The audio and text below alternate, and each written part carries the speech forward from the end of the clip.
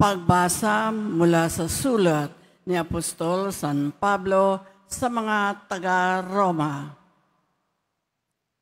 Mga kapatid, hindi ko ikinahihiya ang mabuting balita tungkol kay Kristo, sapagkat ito ang kapangyarihan ng Diyos sa ikaliligtas ng bawat nananampalataya.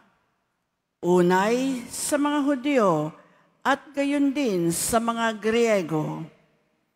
Inihahayag nito na ang pagwawalang sala ng Diyos sa mga tao ay nagsisimula sa pananampalataya at nagiging ganap sa pamamagitan ng pananampalataya. Ayon sa nasusulat, ang pinawalang sala sa pamamagitan ng pananampalataya ay mabubuhay.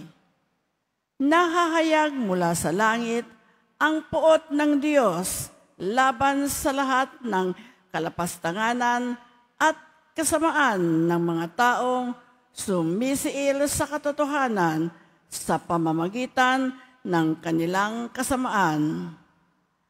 Ang maaaring malaman tungkol sa Diyos ay maliwanag.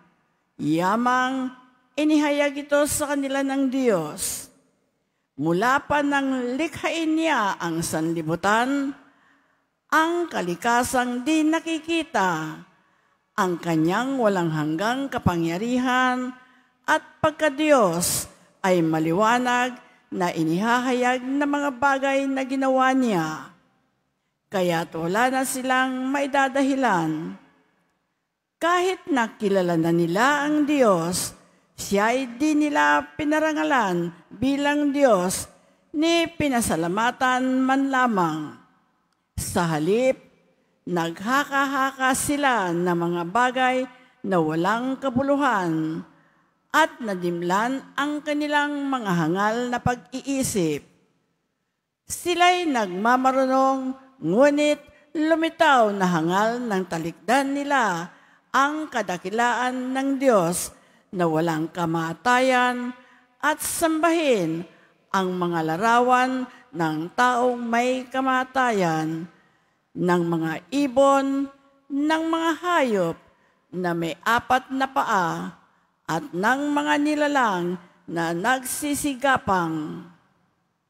Kaya hinayaan na sila ng Diyos sa kanilang maruruming pita hanggang sa magumon sila sa paggawa ng kahalayan sa isa't isa.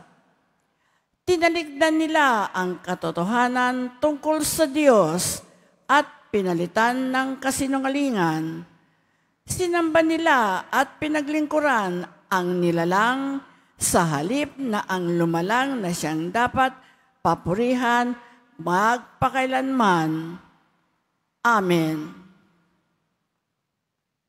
Ang salita ng Diyos. Salamat sa Diyos.